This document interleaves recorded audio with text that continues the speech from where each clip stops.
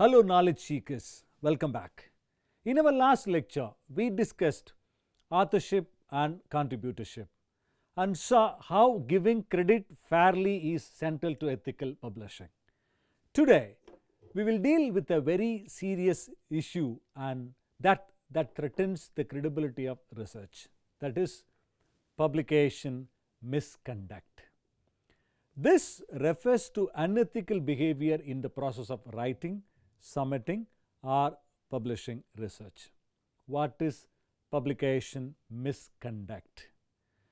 Publication misconduct can be defined as any unethical practice that violates accepted standards in the process of writing, submitting or publishing academic work. In simple words, it's when researchers try to cut corners, cheat the system or misrepresent their work for personal gain. Why does it happen? But why do people engage in misconduct? Pressure to publish for promotions, funding or recognition is the first reason. Second reason, competition among peers and institutions. Third reason, lack of awareness about ethical standards. Fourth reason, shortcuts to save time and effort. However, no excuse can justify unethical practices. You cannot escape. Misconduct damages reputations, careers and the trust society places in research. Types of publication misconduct. Let's go through the most common types. First one is a very known phenomena, plagiarism, that you know very well. Copying someone else's words, data, idea without proper acknowledgement. Importantly, even self-plagiarism, reusing one's own previous work without citation is considered misconduct. Please keep a note of this. Second, duplicate submission, sending the same manuscript to multiple journals at the same time, hoping for a quicker acceptance. See, this is a serious issue. Everyone should have to be very careful. Do not send the same paper in multiple journals at the same time. Redundant publication, that is called salami slicing, splitting one study into multiple smaller papers to increase publication count. That's another problem. Data fabrication and falsification. Fabrication, making up the data that never existed. Falsification, manipulating or altering the data or images to mislead. It is available already, but fabrication don't have any data. Improper authorship, gift authorship, guest authorship or excluding deserving contributors. And citation manipulation, adding irrelevant citation to boost personal or journal impact factors. Failure to disclose conflicts of interest, not revealing funding sources or personal interests that may bias results. Each of these practices is considered unethical and unacceptable. And I will give some examples of misconduct in the publication. Look at there, Wang Wushuk, 2005, South Korea, published fake results about stem cell cloning. The scandal shook the scientific world.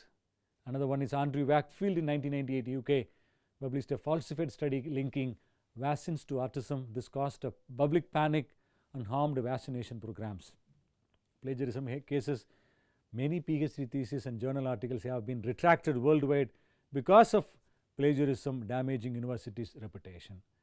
These cases remind us how misconduct can harm not only careers but also public health and global trust in science. The consequences of publication misconduct, it can be very severe. Obviously, number one is retraction of papers, loss of degree, termination of job and damaged reputation. For journals, also they have a bad damage, loss of credibility, reduced readership and legal issues. For society, misleading information, wasted resources and even risks to human lives. As the saying goes, it takes years to build a reputation but only minutes to lose it. Please understand. Can we prevent this misconduct? Obviously you can prevent. The best way to avoid this misconduct is following certain ethical practices. Very simple, always give proper citations and acknowledgements, use plagiarism detection software before submitting papers, check your plagiarism level, discuss authorship rules early in the project, be honest about data collection and analysis, submit to only one journal at a time. After withdrawing the paper, you can submit to another journal, but don't submit multiple journals at the same time. Disclose any conflicts of interest openly. Institutions and journals also play a role by educating researchers, enforcing policies, and using tools to detect misconduct. Let's summarize today's session. Publication misconduct includes plagiarism, duplicate submission, redundant publication, fabrication, falsification, and improper authorship. It often happens due to pressure, competition, lack of awareness. The consequences are severe for researchers, journals, and society. Ethical practices and institutional support are key to prevention. Got it? In our next topic, we'll explore identification of publication misconduct, how to detect problems like plagiarism, falsification, and duplicate submissions. Thank you for joining me in this session on publication misconduct. Here is a reflection question for you. Do you think pressure to publish or perish is the biggest reason for misconduct, or is it more about personal integrity? What do you think?